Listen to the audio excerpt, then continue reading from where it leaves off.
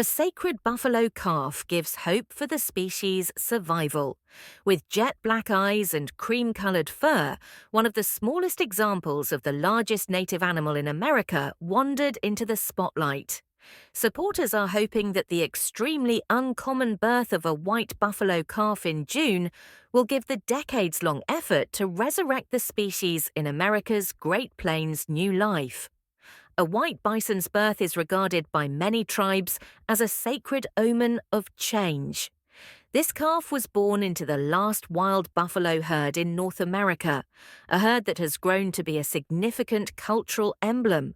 The herd is starting a new phase of its existence as proponents work to increase bison numbers, and Indigenous groups take on a greater role in the species' stewardship.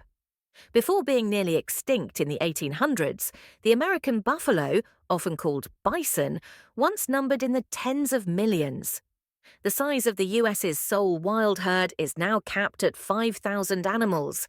However, tribes and supporters of bison view an opportunity as Yellowstone, the nation's first national park and the birthplace of the white calf, takes into consideration a proposal to increase the number of the wild herd for the first time in many years. As they challenge a long-standing status quo in which government laws prioritize beef ranching over the beliefs of native tribes, the white calf has given spiritual meaning to the advocacy efforts of buffalo advocates. A prophecy made clear. On June 4th, just after noon, Jordan Creech, a Yellowstone photography guide, was leading clients on a tour when he noticed a newborn white buffalo calf crossing the Lamar Valley of the park for the first time. Within 2 minutes of birth, bison calves can walk, and within the first 7 minutes, they can run with their herd. Creech remarks, "It's the most unusual experience I've ever had." The calf's early moments were also observed by Kalispell, Montana-based Native American photographer Erin Brayton, prior to its disappearance into the herd. "I thought I'd have a better chance of capturing Bigfoot than a white bison calf," she told the BBC. The Lakota, Dakota, and Nakoda tribes have been telling stories about a woman who came to them while they were in need for the past 2,000 years.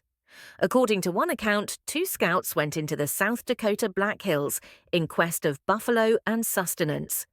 When the enigmatic woman finally materialized, she gave their tribe a bundle of hallowed presents, among them a red rock pipe, and gave them life and prayer instructions. Before taking on the appearance of a white buffalo calf with black eyes, nose, and hooves, she underwent multiple transformations. Many buffalo returned to feed the villagers as she was leaving. There are traditions of the white buffalo among dozens of other tribes who saw it as a sign of both good and bad things. The Lakota tribe's spiritual leader, Chief Arvol Looking Horse, is referred to as the keeper of the sacred bundle, which is the bundle and pipe that the deceased left behind. He compares the second coming of Christ to the reappearance of the white calf. The woman warned the people, according to Looking Horse 70, that she would return as a white buffalo calf when everything is sickly and not good, and when people are with a not good mind, before she left. "This is the soul. It implies that spirit is at work," he continued. At a celebration held in West Yellowstone, which is just outside the park, on June 26th, more than 500 supporters formally celebrated the white calf. There were about 12 tribes represented. Collectively, they heard the calf, named Wakan Gialai, which translates to sacred returns or comes holy in Lakota. The event was commemorated with an altar including 3 buffalo robes and skulls. On behalf of the Menominee tribe, Waimea Tekose Waupekene, 38, who travelled from Wisconsin to attend, stated that the birth of the sacred calf has been a spiritual awakening. He expresses delight at its appearance, saying it demonstrates that a lot of healing, a lot of love going around. People are coming together. Although Yellowstone National Park rangers have verified the white bison's birth, they have not personally reported any sightings. The park confirmed that this was the first white bison ever spotted inside Yellowstone in a statement on June 28th. The birth of a white bison calf in the wild is a landmark event in the eco-cultural recovery of bison by the National Park Service, the statement read. They stated that it may reflect the presence of a natural genetic legacy that was preserved in Yellowstone's bison, which has revealed itself because of the successful recovery of a wild bison population. It said, the National Park Service recognizes the importance of a white bison calf for American Indians, a resurrected species. Among the only genetically pure bison left in the world, the Yellowstone herd is the sole wild herd in the United States. However, Yellowstone National Park frequently fills up to its 5,000 authorized limit. Clans that are in favor of the species expansion have intervened, reasoning that the species' well-being is connected to their own past. Through the Bison Conservation Transfer Program, the U.S. National Park Service has moved 414 healthy bison from Yellowstone to 26 tribes spread across 12 states since 2019. In addition, native people distribute buffalo using their own methods that are separate from those of the park. In an effort to restore the cultural, spiritual, and historic relationships with the animals, the Intertribal Buffalo Council, a group of 83 tribes, has delivered 25,000 bison to 65 herds on tribal territories spread over 22 states since 1992. Jason Baldes, an Eastern Shoshone tribe member and vice president of the council, believes that people don't understand or realize that what happened to the buffalo similarly happened to native people, and that history is intertwined.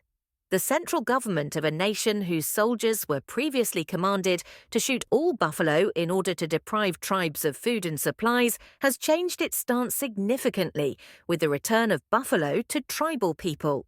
In addition to bringing back the animals, officials at Yellowstone are thinking about adding more as well.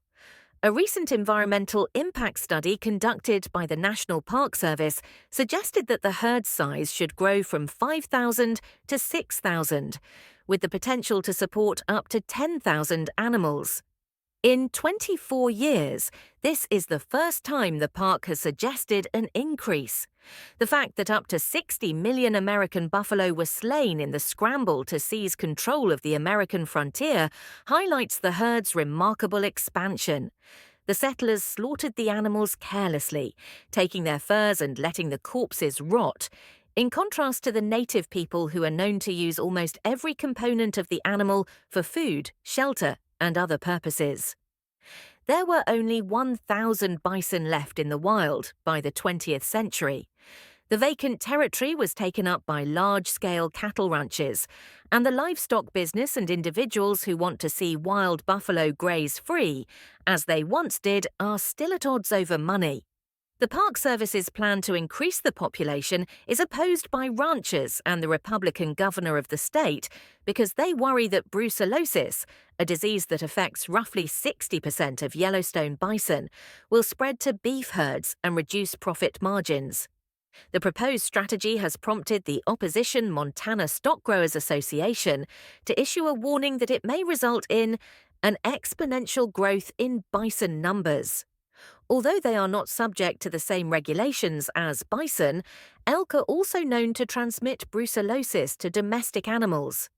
The discussion is part of the old range wars of the West, competition for grass and which animals get to eat it, according to Mike Mees of the Buffalo Field Campaign, a non-profit organization with headquarters in Montana that aims to increase the number of wild bison.